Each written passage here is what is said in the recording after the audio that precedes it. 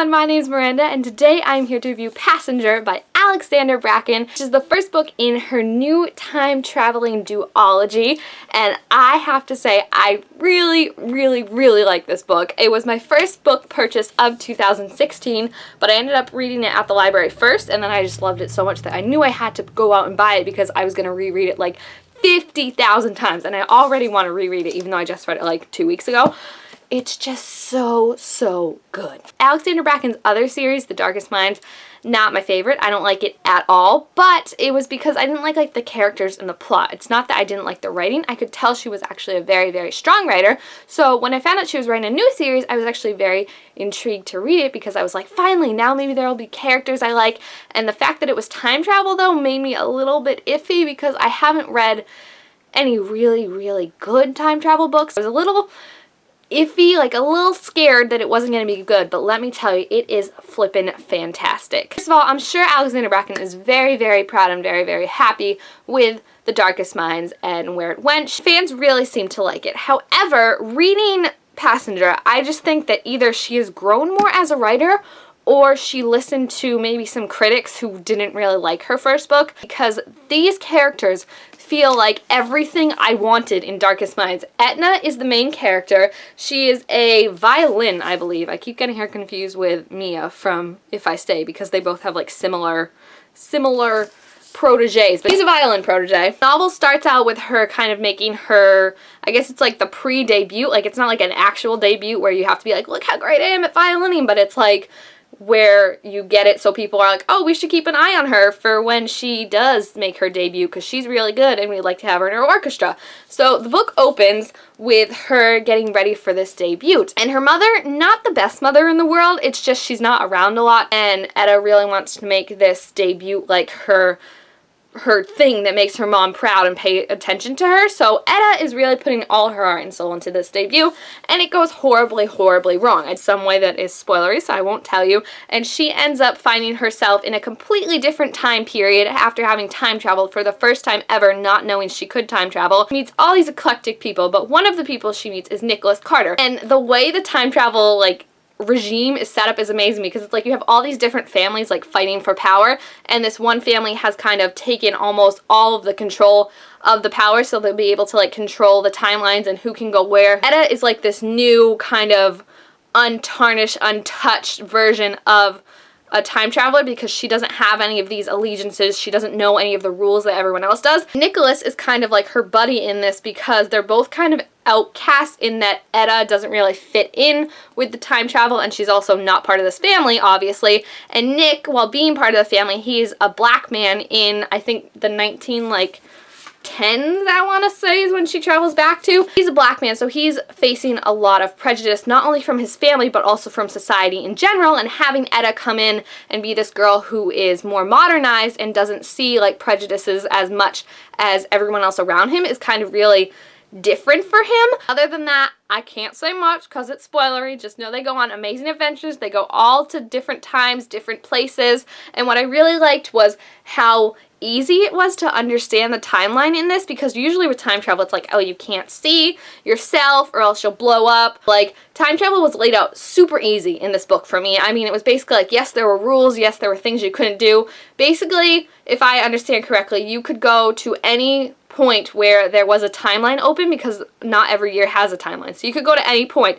However, if you were alive in that timeline, you couldn't go to that timeline. So Etta really can't travel back to the day before everything happened and warn herself of what's happening, because she would already be there, so she just wouldn't be allowed to go back. It would boot her out or something like that. What I really like though too was with the families, the Ironwoods, how they kept control of everything was they would have different people who could either time travel or who knew about them and could just guard the timelines. I just really liked how time travel was almost politicized in this, and it was made a family dynasty kind of thing, and how it was all these families fighting for control. Like I said, one of the main qualms I had with Darkest Minds was that I felt Ruby was not a very strong character. I felt she was very just meek and subservient, and she didn't really assert herself enough.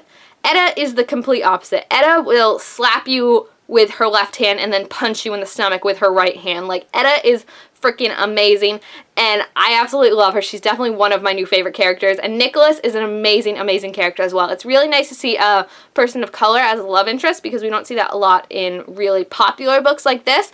So it was very cool not only seeing that, but then also seeing like the time period and how being a person of color back then can affect what you're able to do and how you're treated by other people. And it was also really cool because not only are we seeing that through Nicholas's point of view, but then Etta is also like describing how jarring it is, because you read about it and you like hear how awful it was for people of color back then, but she herself was saying how like different it is. Like, there's a difference between imagining someone being awful to a person of color and then actually seeing someone be rude to just a regular person that you would see on the street or go to school with your own eyes. That's like completely jarring. So I really like the focus on that and how it was saying not only like, oh, we have a person of color in this book, but we're gonna show you how like hard it was to be a person of color back then. So I really, really like that, because I think it was kind of like a cool thing where we could also connect with Etta on that sense.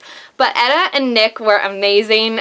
All the feels, let me just tell you. I'm so, so excited for the next book, because this really was their story. They were the two on the adventure, going to all the places and growing together, and I really liked it. They were so cute together, and Etta was just like so sassy and just like stubborn and like wouldn't take anything, and Nick is just like equally as sassy and sarcastic and just like not used to having someone like Etta around from the modern day who doesn't really care about the color of his skin and just cares that he's a good person.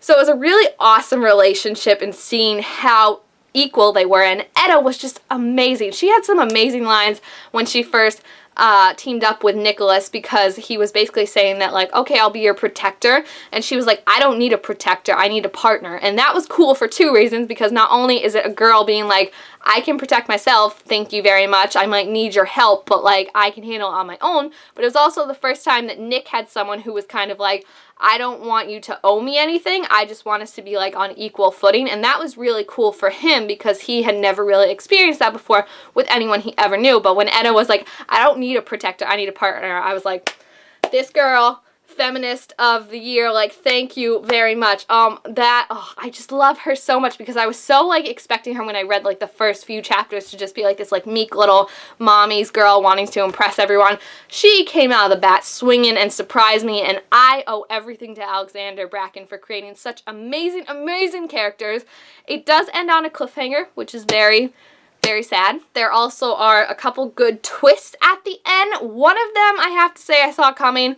One of them I did not see coming at all and was like, what the heck, that's amazing. And one of them I didn't see coming, but I was just like, really? Like, what does this even like matter? It seemed like fake. But I'm really excited for the next book. I think this book was set up extremely, extremely well. Alexandra Bracken either really can time travel or did a lot of research in this book, because every single time period and every single geographic location and every single place has such a distinct feel. And then not only a distinct feel, but then she also does great like showing it from the point of view of Nick and showing it from the point of view of Etta, and how their point of views and perspectives can influence what they're seeing and how they're acting in different time periods. And oh my, it's freaking amazing. So if you haven't read it yet, I highly, highly recommend it. And especially if you haven't read it yet because you don't like the Darkest Mind series, definitely read it, because I did not like the Darkest Mind series at all, like I said. And this series completely changed me. I knew Alexandra Bracken had this in her, so I'm so happy that I'm in love with this book, because I mean, there's no love triangle, which thank the goodness. Etna is amazing, Nicholas is amazing, together they're amazing. They're so strong and stubborn and awesome and kick butt, and I absolutely love it, and I definitely have to give it 5 out of 5 stars. Next book is called Wayfarer and is coming out sometime in the future. I'm so excited to get my hands on it, and I absolutely cannot wait to see what's in store for Etta and Nicholas Carter. It's going to be amazing. I'm so excited, but I think this is going to do it for this review. If you have read Passenger or are interested in reading Passenger, please feel free to leave your thoughts about it down below in the comments, what you're looking forward to, what your favorite parts were, because Nick and Etta are definitely my new OTP. Like, I'm already thinking of my OTPs of 2016, and they are going to be like in the top 5 at least. They're beautiful together, and Etta is such an amazing, strong character, and Nick is so amazing too, and I loved everything about it. I could go on so long talking about this book and how much I loved it. So if you like this video, make sure to give it a thumbs up if you enjoyed it, and also subscribe to my channel down below to be told when I make all sorts of new videos, and I will see you guys next time. Bye!